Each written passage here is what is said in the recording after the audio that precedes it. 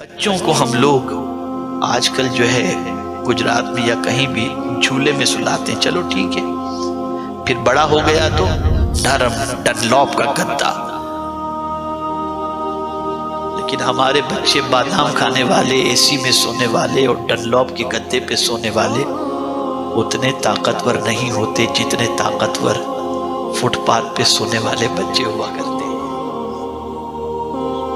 کبھی سوچا آپ نے ایسا کیوں؟ کبھی سوچا آپ نے؟ وہ تو سوکھی جو ملی کھا لیا اور چل پڑے ہو۔ میں ابھی دربھنگا بہار گیا ہوا تھا، تقریباً 1 مہینے کے اندر ایک مسجد میں مغرب کے لیے میں گیا، 75 سال کے بوڑھوں کو میں نے دیکھا مغرب کی نماز کے اندر، جوان بھی تھے۔ مجھے اتنی شرم آئی جس کی کوئی انتہا نہیں۔ کس بات پر شرم آئی؟ میرے مسلسل سفر کی وجہ سے اور کچھ وجہ سے گھٹنوں میں اور کمر میں تھوڑی سی تکلیف ہے، ڈاکٹر نے تھوڑی سی پابندی لگا رکھی ہے تو میں اس پابندی کو فالو کرتا ہوں، لیکن کبھی کبھی اکثر کوشش تو یہی کرتا ہوں کہ میں فرض جو ہے وہ صحیح طور پر ادا کر لوں، لیکن بسا اوقات درد شدید ہوتا ہے، سفر کی وجہ سے تو نہیں کر پاتا ہوں، کرسی پر پڑنی پڑتی ہے۔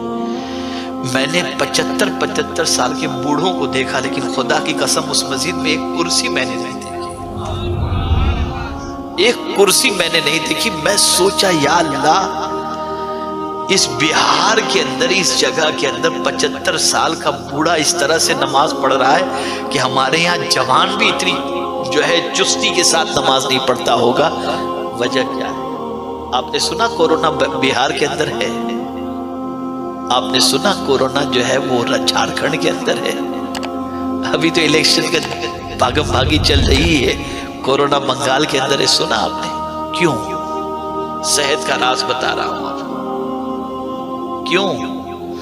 ان کے دانت آپ کو بہت صاف ملیں گے، اور شاید ہی وہ لوگ جو ہے برش اور پیسٹ استعمال کرتے ہیں، میکسیمم مسواک استعمال کرتے ہیں۔ دانت آپ کسی کے بھی پیلے نہیں دیکھیں گے، چمکتے ہوئے دیکھیں گے، اور بیماری کی سب سے بڑی وجہ ہوتی ہے دانت۔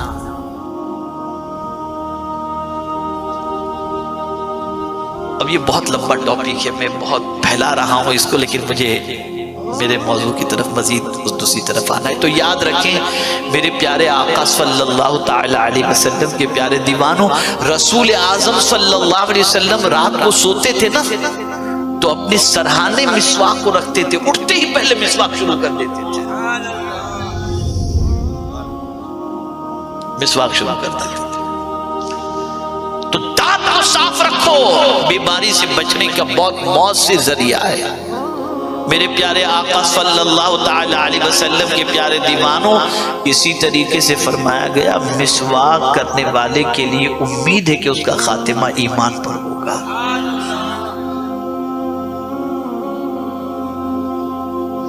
ام المومنین حضرت عائشہ صدیقہ رضی اللہ تعالی عنہ فرماتی ہیں کہ جب سرکار صلی اللہ تعالی علیہ وسلم کی صحت بہت زیادہ علیل ہوئی تو اس زمانے میں مسواک چبا کر کے حضور کو دیا کرتی، سرکار اس سے بھی مسواک کیا، یعنی ایسی سچویشن میں بھی مسواک ہوا کرتا تھا۔